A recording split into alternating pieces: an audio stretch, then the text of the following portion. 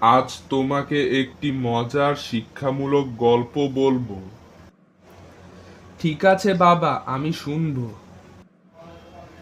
একবার এক শিক্ষক তার ক্লাসের তিনজন ছাত্রকে তিনটি প্রশ্ন করলেন। প্রথম ছাত্রকে জিজ্ঞাসা করলো, বলো তো আমেরিকার প্রেসিডেন্টের নাম কি? উত্তরে ছাত্র বলল, জানি না স্যার। দ্বিতীয় ছাত্রকে জিজ্ঞাসা করলেন, তোমার আব্বা কিভাবে গাড়ি চালায়? ছাত্র উত্তরে বলল, তা তো বলতে পারবো না স্যার। এরপর তৃতীয় ছাত্রকে জিজ্ঞাসা করলো, হাঁস কি পারে? উত্তরে সে বলল, জানি না স্যার।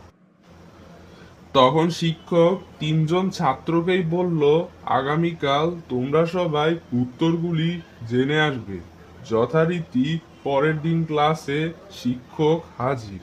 এরপর ওই তিনজন ছাত্রকে উদ্দেশ্য করে বলল, এই ছেলেরা, কালকের প্রশ্নগুলোর উত্তর জেনেছো?